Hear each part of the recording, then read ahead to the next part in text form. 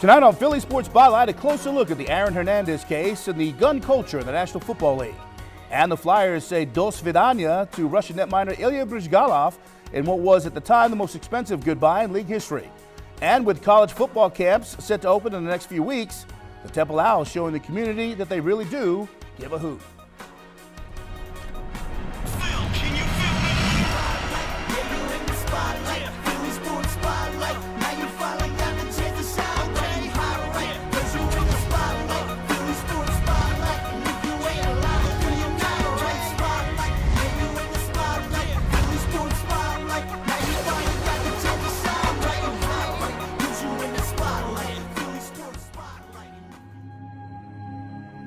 You're not just anyone.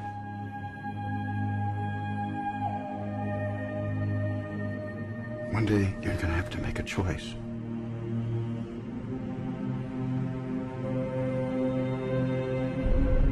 You have to decide what kind of man you want to grow up to be.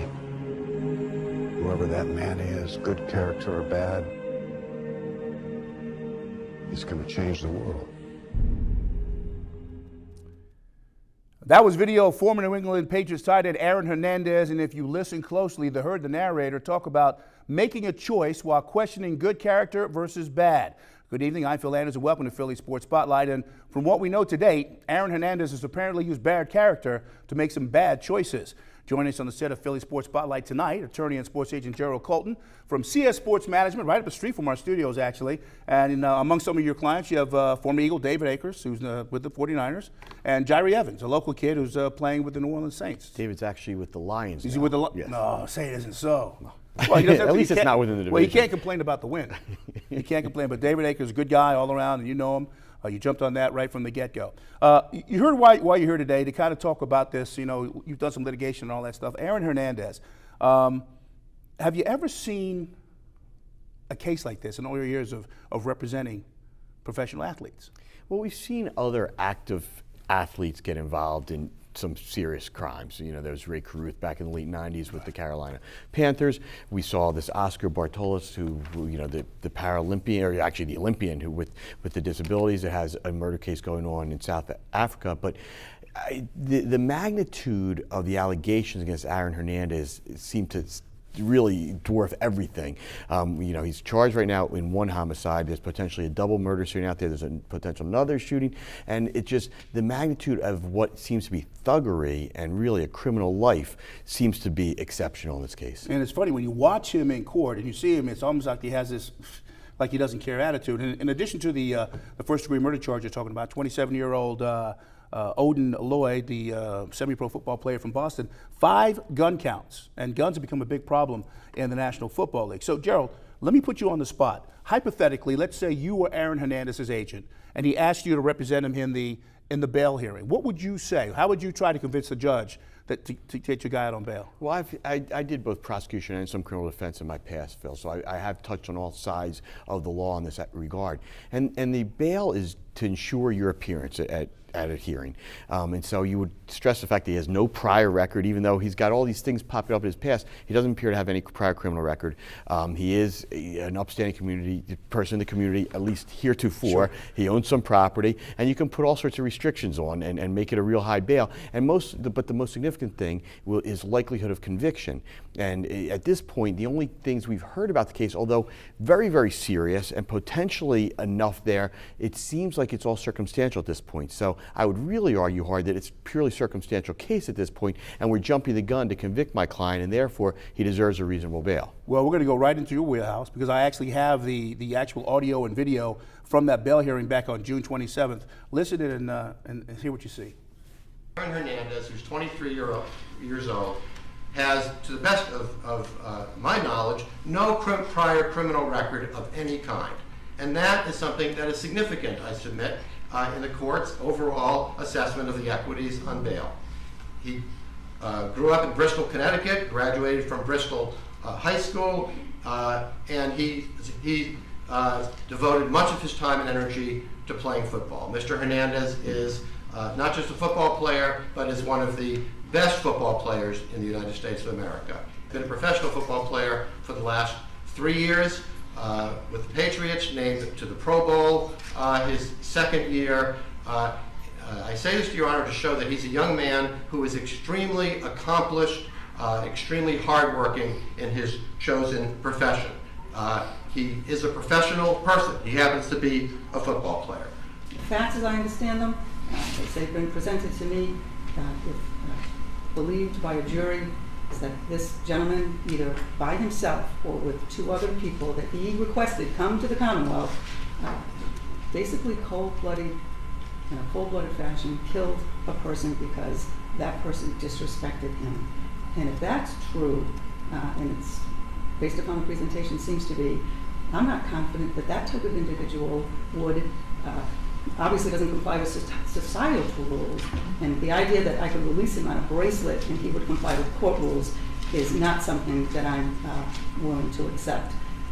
Given all of the circumstances in this case, despite the fact that he has a fiance and a baby and is a homeowner, he also has the means to flee, and a bracelet just wouldn't keep him here, nor would $250,000. I'm going to deny the defendant's petition.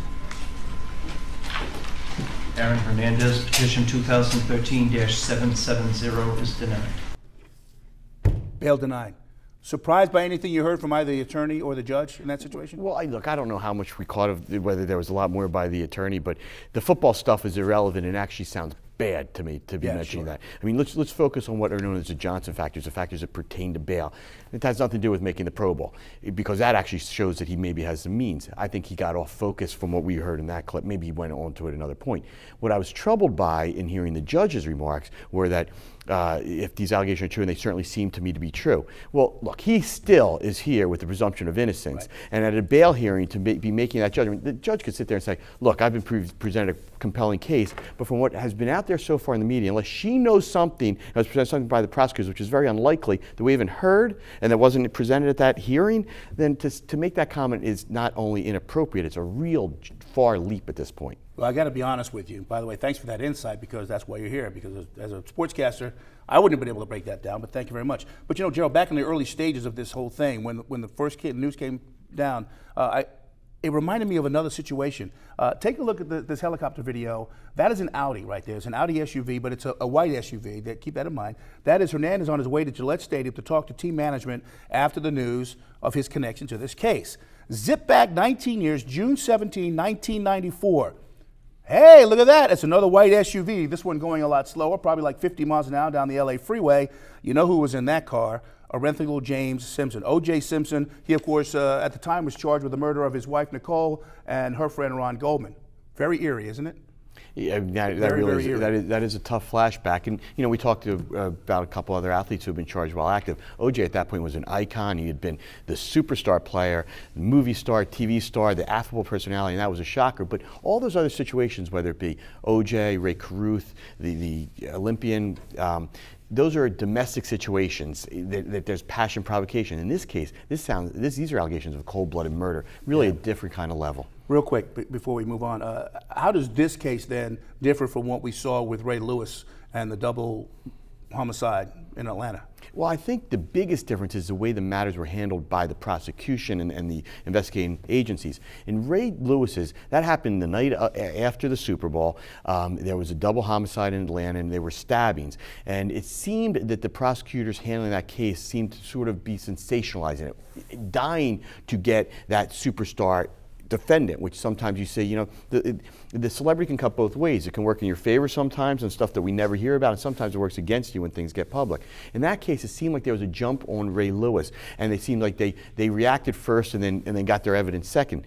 In this case, they took a while before they arrested Aaron Hernandez. They did a very painstaking investigation, dragging the lake, making sure they had all their things lined up as best they could before they charged him. So in this case, there seems to be a whole lot more to the charges than what happened in Ray Lewis, where they charged him with murder, but really from the start it seemed he wasn't the actor. Here they took their time, and they believe, from what we can gather, that Aaron Hernandez is actually the actor, the guy who carried out the murder himself. And the other thing is, too, like we said, every day there's something new with Aaron Hernandez. Okay, Gerald, thank you very much. We're going to ask you to stick around because we're going to try and clear up some contract vernacular, if you will, in the next block. Before we go to break, though, here is this week's trivia question for you. Since the Super Bowl on February 3rd, how many different NFL players have been arrested on gun charges? Answer coming up later on in the show. Also coming up later on in the show, well, it's bye-bye Brizgalov as the Flyers' Ilya says goodbye. At a serious severance deal, though. He's going to get paid. Stay with us.